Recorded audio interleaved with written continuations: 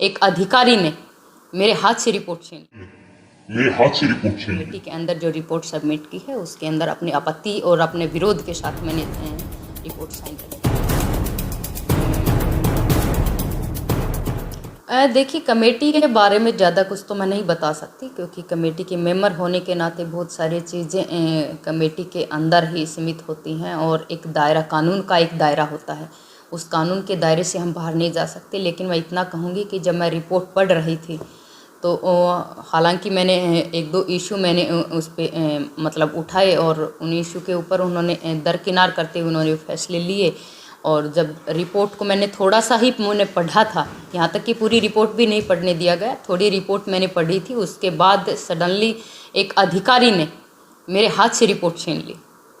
तो मतलब बहुत बड़ा मतलब मेरे लिए भी थोड़ी सी ऐसा लगा कि मतलब ये क्या तरीका है, इतना मिसबिहेव जो कि मेरे साथ किया गया था कमेटी मेंबर होने के नाते, क्योंकि जितना अधिकार और कमेटी मेंबर का था उतना ही अधिकार मेरा भी था उस सब चीज़ के अंदर। और उन सब के बाद मैंने कमेटी के अंदर जो रिपोर्ट सबमिट की है उसके अंदर अपनी आपत्ति और अपने विरोध के साथ मैंने रिपोर्ट साइन करके दी। मैम, योगेश्वर दत्त भी उस कमेटी में शामिल थे जिसमें आप शामिल थे, जो आरोप की जांच है वो कर रही थी। क्या आप उस अधिकारी का नाम बता सकते हो? क्या योगेश्वर दत्त के भी साथ ऐसा हुआ था? देखिए, योगेश्वर दत्त का तो मुझे नहीं पता, योगेश्वर दत्त ही बता सकते हैं इस बारे में, लेकिन हाँ, मैं उस अधिकारी का नाम जरूर मैं बता सकती हूँ। राधिका सरीमन जो हैं अथॉरिटी के साथ चेयरमैन की वो थे वहाँ पे, जिन्होंने मेरे साथ मिसबिहेव किया था। क्या आप रिपोर्ट जब पढ़ रही थी, क्या उन्होंने ही आपकी रिपोर्ट है वो छीनी थी? या क्या आपने उस रिपोर्ट से असहमति है वो जताई है?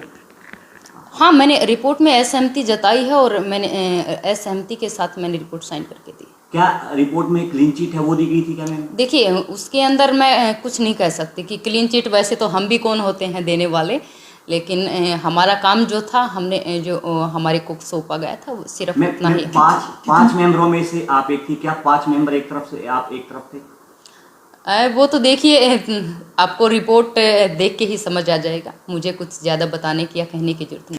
यही चीज़ मैं एक चीज़ और बात में कहना चाहूँगी कि ये चीज़ मुझे कमेटी मेंबर ने भी एक ने बोला था।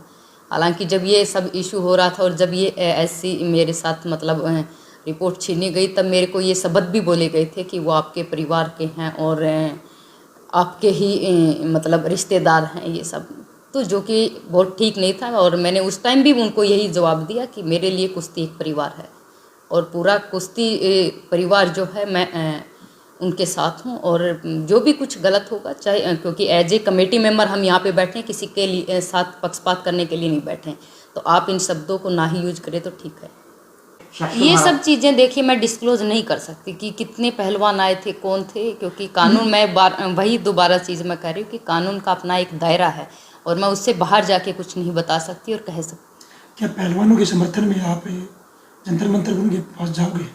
देखिए, मैं हमेशा महिला और खिलाड़ियों के हमेशा साथ में खड़ी हूँ और पहले भी थी और आज भी हूँ। क्या मैं और खिलाड़ी के साथ में, और जिसके साथ भी गलत हुआ है, हालांकि हमारी न्यायपालिका पे मुझे भरोसा है कि हमारी न्यायपालिका जो है वो जनता जनार्दन जो है हमारे उनके समक्ष आएगा, जो भी फैसला आएगा सबके सामने होगा। क्या मैम खेल मंत्री अनुराग ठाकुर के साथ आपकी इस पूरे मामले को लेकर बातचीत हुई? देखिए, मैं एज ए कमेटी मेंबर वहाँ पे थी, तो मैं एज ए कमेटी मेंबर जो मेरा काम था बस मैंने उतना ही काम किया। जब पिछली बार खिलाड़ी धरने पर बैठे थे, उनकी खिलाड़ी विनेश का आरोप है कि कुछ लोगों की मध्यस्थता के बहकावे में आकर, चाहे चेयरमैन को लगाओ किसी को लगाओ, उनके बहकाव में हमने धरना समाप्त कर दिया था। अब की बार हम धरना समाप्त नहीं करेंगे, हम न्याय लेकर ही यहाँ से जाएंगे। बिल्कुल उनका अधिकार है, खिलाड़ियों का अपना अधिकार है और अपने अधिकार के लिए वो लड़ रहे हैं या वो लड़ें, तो उनका अधिकार को कोई नहीं छीन सकता, और न मैं छीन सकती हूँ न कोई और छीन सकता। बबीता जी, आपकी विनेश से बात हुई हो कि हम दोबारा धरने पर जा रहे हैं, हमें न्याय नहीं, इस बारे में मेरी कोई बातचीत नहीं हुई थी और मुझे भी न्यूज़ के थ्रू ही मुझे पता चला था कि ऐसा ऐसा हो गया है और ऐसा। इस धरने को लेकर आपका अगला स्टैंड क्या रहने वाला है? देखिए, मेरा क्या, मैं स्टैंड, मेरा जो काम था उतना मैंने किया है। आरोप लगा रहे हैं कि एक ही परिवार के से ताल्लुकात रखने वाले पहलवान अब जंतर मंतर पर हैं, वो बैठे हैं। इन आरोप पर आपका क्या जवाब है बबीता जी? मुझे लगता है कि उन्होंने ये ठीक ही कहा है।